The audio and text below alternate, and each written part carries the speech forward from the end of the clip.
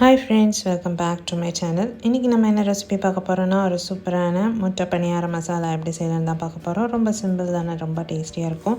சப்பாத்தி சாதம் எல்லாத்துக்கூடையும் ஒரு best combination. So கண்டிப்பாக நீங்களும் ட்ரை பண்ணி பாருங்கள். இதே மாதிரி நிறைய ரெசிபீஸ் நம்ம சேனலில் இருக்குது, அதையும் செக் பண்ணி பார்த்துக்கோங்க. அப்படியே நம்ம வீடியோஸ் பிடிச்சிருந்துச்சுன்னா மறக்காமல் நம்ம சேனலை சப்ஸ்கிரைப் பண்ணி வச்சுக்கோங்க. அப்போ தான் நான் போடுற வீடியோஸ்லாம் உங்களுக்கு உடனுக்குடன் வரும். இப்போ ஆயில் சூடானதும் 1/4 டீஸ்பூன் ஜீரகம் சேர்த்துக்கோங்க. 1/4 டீஸ்பூன் பெருஞ்சீரகம் சேர்த்துக்கோங்க. ஒரு கடாயில் ஆயில் ஆட் பண்ணிவிட்டு 1/4 டீஸ்பூன் ஜீரகம், 1/4 டீஸ்பூன் பெருஞ்சீரகம் ஆட் பண்ணிக்கோங்க.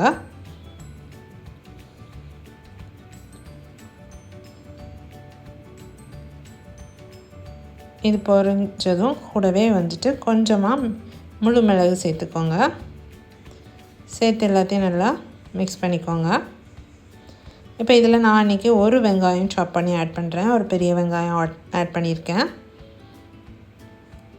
ரொம்ப குட்டியாக சாப் பண்ணணும் இல்லை, இந்த மாதிரி அன்ஈவனாக சாப் பண்ணி எடுத்துக்கோங்க. பிகாஸ் இதை நம்ம கிரைண்ட் தான் பண்ண போகிறோம். ஸோ சாப் பண்ணி ஆட் பண்ணிக்கோங்க. இது கூடவே தேவையான அளவு சால்ட் ஆட் பண்ணிக்கோங்க. சேர்த்து நல்லா மிக்ஸ் பண்ணிக்கோங்க. இப்போ இதில் ஒரு வெங்காயம் கூட ஒரு தக்காளியும் சேர்த்துக்கோங்க. தக்காளியும் ஸ்லைஸ் பண்ணி ஆட் பண்ணிக்கோங்க.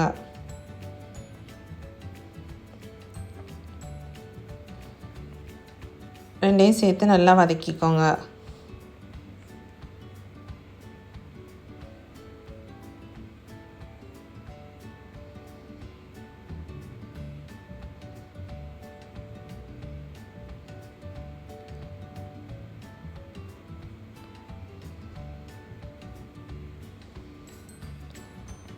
உங்களுக்கு வேணும்னா பெரிய வெங்காயத்துக்கு பதிலாக சின்ன வெங்காயம் கூட ஆட் பண்ணி செய்யலாம், டேஸ்ட்டாக இருக்கும். ஸோ இதை நல்லா மிக்ஸ் பண்ணிக்கோங்க.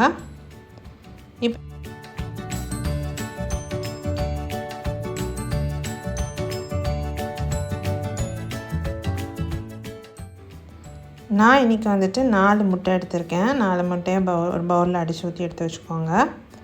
அது கூடவே கொஞ்சமாக உப்பு சேர்த்துக்கோங்க. ரொம்ப உப்பு சேர்க்காதீங்க. ஆல்ரெடி நம்ம வெங்காயத்துலேயும் உப்பு ஆட் பண்ணிக்கிறதுனால ரொம்ப சேர்க்காமல் கொஞ்சமாக உப்பு சேர்த்து நல்லா அடிச்சுக்கோங்க. மீன்வேல் நம்ம ரெடி பண்ண மசாலாவை நல்லா ஆற வச்சுட்டு மிக்சியில் கிரைண்ட் பண்ணி எடுத்துக்கோங்க. இப்போ நம்ம குழிப்பணியாரம் பேன் எடுத்துக்கோங்க. அந்த பேனில் ஆயில் ஊற்றிக்கோங்க.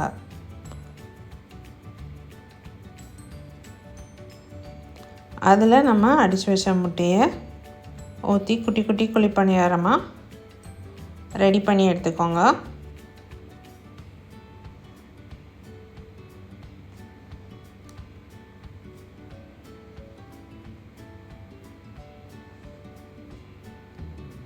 எல்லாத்துலேயும் ஃபில் பண்ணி எடுத்துக்கோங்க. ரொம்ப ஆயில் ஊற்றணும்னு இல்லை, கொஞ்சமாக ஆயில் ஆட் பண்ணிக்கோங்க. ரொம்ப ஆட் பண்ணணும்னு அவசியம் இல்லை.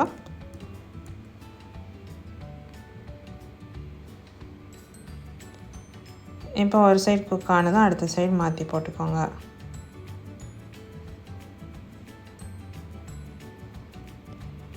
கொஞ்சம் நல்லா குக் ஆனதுக்கு அப்புறமா எடுங்க, அப்போ தான் கரெக்டாக வரும். ஸோ நல்லா குக் ஆனதுக்கப்புறமா அடுத்த சைடு மாற்றி போட்டு 2 சைடும் நல்லா வேக வச்சு எடுத்துக்கோங்க.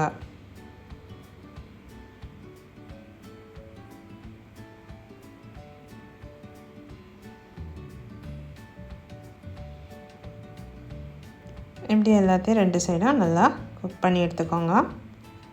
இந்த மாதிரி ரெடி பண்ணி தனியாக முட்டை பணியாரத்தை தனியாக எடுத்து வச்சுக்கோங்க. இப்போ அகெயின் கடாயில் ஆயில் ஆட் பண்ணிக்கோங்க.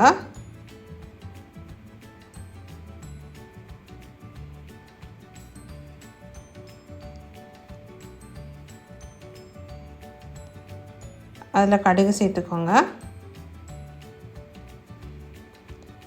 கடுகு நல்லா பொரியட்டும்.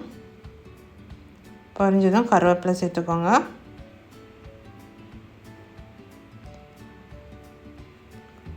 ஒரு டீஸ்பூன் அளவுக்கு இஞ்சி பூண்டு விழுது சேர்த்துக்கோங்க. இப்போ நம்ம அரைச்சி வச்ச கறவையும் இது கூட சேர்த்துக்கோங்க. மிக்சியில் இந்த மாதிரி நல்லா மைய அரைச்சி எடுத்துக்கோங்க.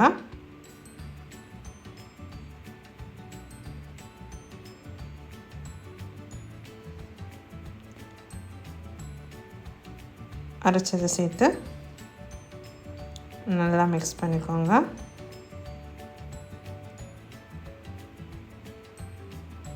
இதில் 1/4 டீஸ்பூன் மஞ்சள்தூள் சேர்த்துக்கோங்க. 1 டேபிள் ஸ்பூன் அளவுக்கு மல்டி மசாலா ஆட் பண்ணிக்கோங்க. இது வீட்டில் செஞ்ச மசாலா, அதோட லிங்க் வேணால் நான் டிஸ்கிரிப்ஷனில் கொடுக்குறேன். 1/2 டீஸ்பூன் அளவுக்கு வந்துட்டு கரம் மசாலா சேர்த்துக்கோங்க. சேர்த்துட்டு கொஞ்சமாக இதுக்கு தேவையான அளவு உப்பையும் சேர்த்து நல்லா மிக்ஸ் பண்ணிக்கோங்க. இந்த மசாலாவோட ரா ஸ்மெல் போகிற அளவுக்கு நல்லா மிக்ஸ் பண்ணி எடுத்துக்கோங்க.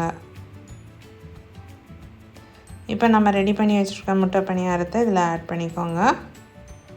இது அதில் நல்லா சோக் ஆகி ரொம்ப நல்லா டேஸ்டியாக இருக்கும். ஸோ இந்த மாதிரி இது எல்லாத்தையும் ஆட் பண்ணிவிட்டு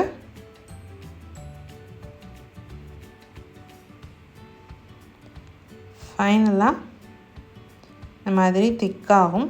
அப்போ ஸ்டவ் ஆஃப் பண்ணிடுங்க. ஆஃப் பண்ணிவிட்டு இதில் நம்ம கொஞ்சமாக மல்லித்தலை ஆட் பண்ணிக்கலாம். சூப்பரான முட்டை பணியார மசாலா ரெடி. கண்டிப்பாக நீங்களும் ட்ரை பண்ணி பாருங்கள், ரொம்ப டேஸ்ட்டாக இருக்கும். இதே மாதிரி நிறைய ரெசிபிஸ் நம்ம சேனலில் இருக்குது. ஸோ கைண்ட்லி சப்ஸ்கிரைப் பண்ணி சப்போர்ட் பண்ணுங்கள். தேங்க்ஸ் ஃபார் வாட்சிங். பாய்.